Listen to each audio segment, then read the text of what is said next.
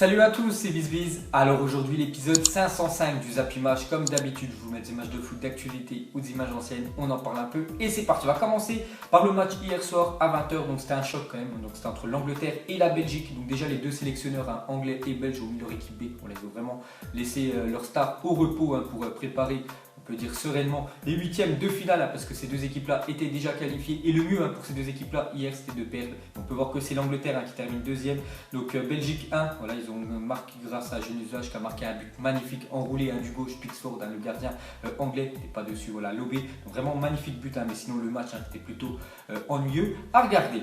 Ensuite, pour la première fois depuis 1936, la Belgique a battu l'Angleterre. On peut voir que c'était vraiment la bête noire quand même de la Belgique, l'Angleterre. Ils ont enfin battu cette équipe anglaise hier.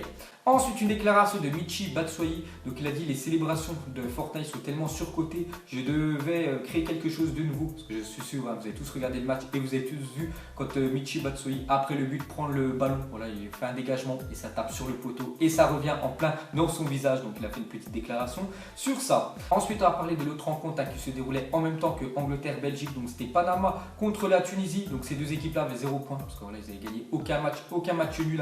Et on peut voir que c'est la Tunisie qui a pris l'ascendant sur le Panama 2-1. Pourtant la Tunisie était menée 1-0. Donc voilà les gars, la fin de la Coupe du Monde pour ces deux équipes-là. N'oubliez pas quand même que c'était la première Coupe du Monde du Panama, qui est pour moi quand même l'équipe, on peut dire, la plus faible de toutes les équipes engagées dans cette Coupe du Monde.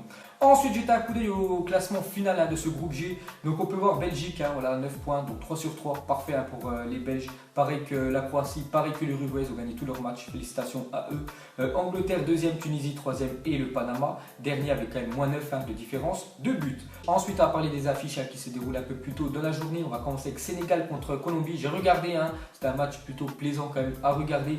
Et à la fin du compte, c'est la Colombie qui sont imposés 1-0. Pourtant, le Sénégal a eu vraiment beaucoup d'occasions dans ce match-là. Ils auraient mérité de marquer. Mais voilà, c'est la Colombie grâce à Yerry Mina, le nouveau défenseur du Barça. Ensuite, officiel, le Sénégal est éliminé de la Coupe du Monde 2018 pour avoir pris 2 cartons jaunes de plus que le Japon. Donc ça, c'est vraiment abusé quand même. Voilà, c'est vraiment cruel. Mais voilà, c'est le football, il y a des règles.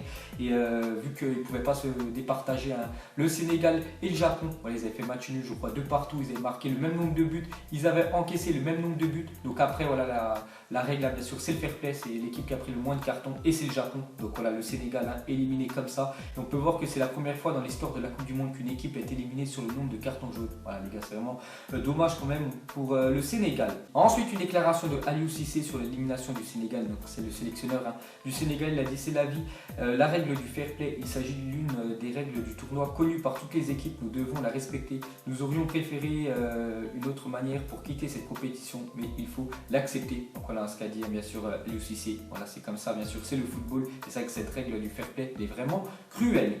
Ensuite, la Colombie est la seule équipe qualifiée pour les huitièmes de finale à avoir débuté cette Coupe du Monde 2018 par une défaite. C'est vrai qu'ils avaient perdu leur premier match. La Colombie, je crois que c'était contre le Japon. Je me souviens, ils avaient pris un carton rouge au bout de 3 minutes. Ça avait vraiment plombé leur match. Donc à la fin du compte, ils sont quand même qualifiés. Ils terminent en plus première du groupe, bien sûr, la Colombie. Donc ça fait penser un petit peu à l'Espagne en 2010 qui avait perdu le premier match contre la Suisse et qui est allé jusqu'au bout. Et il avait même remporté la Coupe du Monde. Ensuite, regardez le classement final des groupes de cette Coupe du Monde 2018. Donc on peut voir que quasiment tous les favoris sont sortis, à part bien évidemment l'Allemagne dans le groupe F qui arrive quand même 4e, dernière place pour l'Allemagne. Sinon on peut voir que toutes les grosses équipes quand même sortent en huitième de finale. Et on peut voir maintenant le programme des huitièmes de finale, donc définitif. Donc on peut voir déjà qu'aujourd'hui pas de match, c'est la première fois depuis le début de la Coupe du Monde. Il y a un jour sans match, c'est comme ça. Maintenant il y en aura un petit peu moins.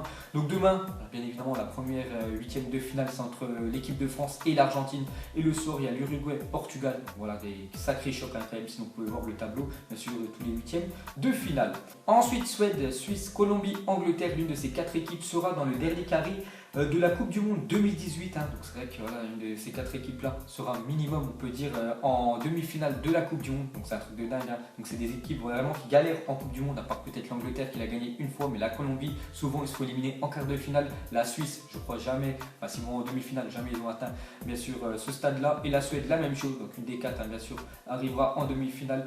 Et la Suède qui arrivée première du groupe, si ça aurait été l'Allemagne, aurait, on peut dire, vraiment une autoroute jusqu'au demi-finale. Ensuite, regardez les quarts de finale de la Coupe du Monde 2018. Si les favoris des bookmakers s'imposent, donc on pourrait voir qu'il y aurait un France, Uruguay, Espagne, Croatie, Brésil, Belgique et Suisse, Angleterre. Donc après, tout ça c'est provisoire, voilà, si les bookmakers, c'est-à-dire si les équipes favorites à sa cause, ça fait ça en quart de finale.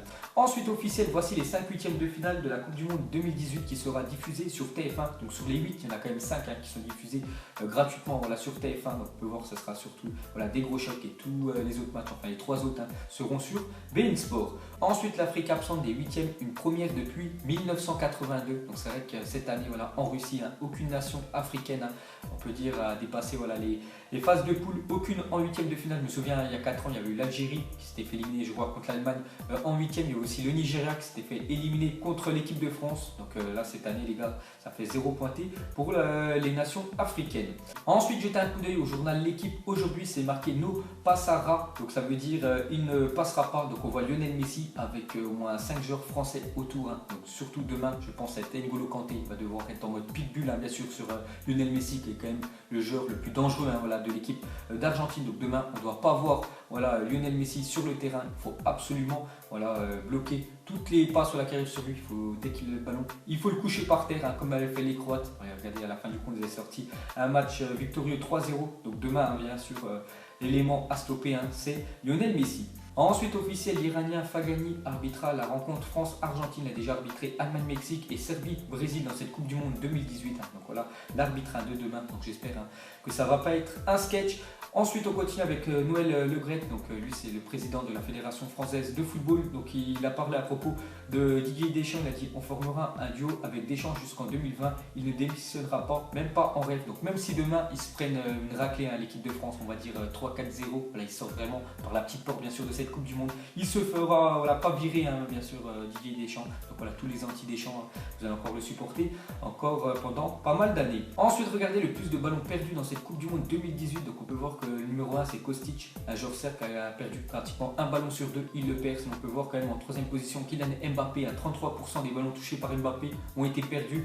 Et on peut voir aussi Neymar à 28%. Bon après voilà, tous ces joueurs là on peut voir que c'est des joueurs offensifs. Et bien sûr quand tu tentes des dribbles, voilà, souvent bien sûr tu le fais prendre la balle. Ensuite il y a 16 ans, jour pour jour, Mario Balotelli faisait ça face à l'Allemagne. Donc c'était en demi-finale de l'Euro, donc c'était entre l'Italie et l'Allemagne. Et je crois que l'Italie s'était imposé 2-0 contre l'Allemagne. Et Balotelli avait inscrit un doublé, il avait fait cette célébration, bien sûr que vous avez déjà tous vu. Bon après l'Italie est allée en finale, ils avaient pris 4-0 contre l'Espagne.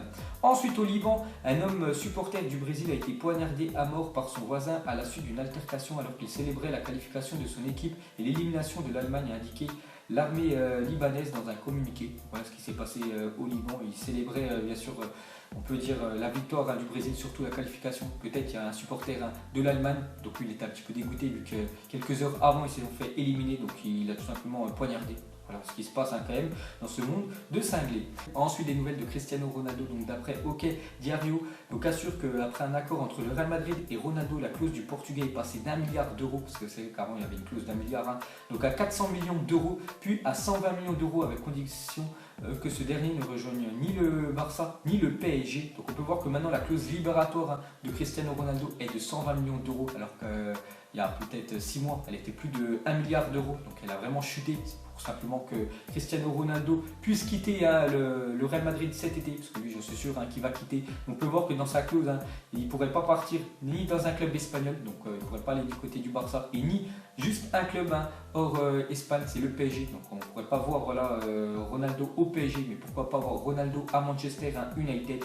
On peut voir voilà, que sa clause est maintenant de 120 millions d'euros. Bien sûr, un club pourrait être intéressé pour l'acheter. Ensuite, le 18 juin, donc Sinisa Mihajlovic est nommé entraîneur du Sporting. Et le 27 juin, il est déjà licencié de son poste d'entraîneur. 9 jours seulement. Pourtant, il n'a même pas fait un entraînement parce que le Sporting n'a toujours pas repris l'entraînement. On sait que là-bas, c'est un fiasco ce qui se passe depuis qu'il y a à peu près 2 mois.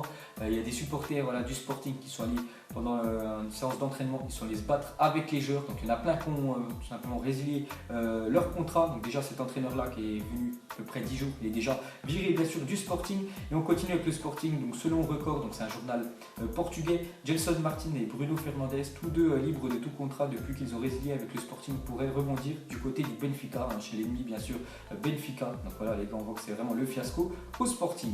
Ensuite Washington DC United officialise l'arrivée de Wayne Rooney. Donc on en parlait hier, cette fois-ci c'est officiel, Wayne Rooney, nouveau joueur de Washington DC. On peut voir qu'il portera le numéro 9 s'il y a des fans de Rooney.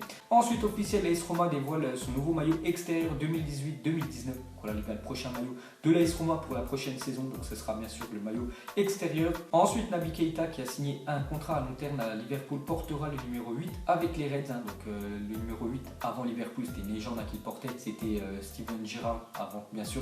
Il arrête à sa carrière de footballeur professionnel et maintenant Naby Keita qui avait déjà signé l'année dernière, il était une saison en prêt au RB Leipzig, donc c'est fini, maintenant il rejoint bien sûr Liverpool.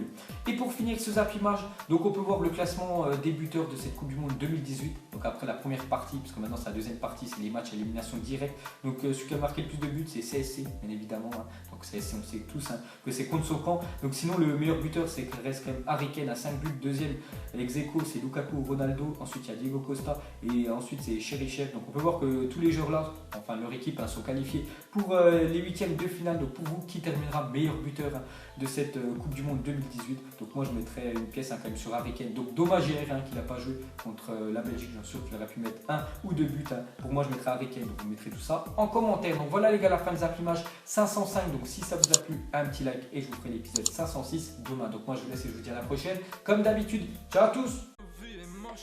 Donc on l'a maquillé avec des mensonges. Et son âme est moche, plus qu'à la maquiller avec des mensonges. Je sais pas ce qui se passe dans ma tête. Parfois, je voudrais sauver la terre. Parfois, je voudrais la voir brûler. Ça va pas trop, je roule en terre. Trop de haine pour 9 mètres carrés. Tristesse, faut pas.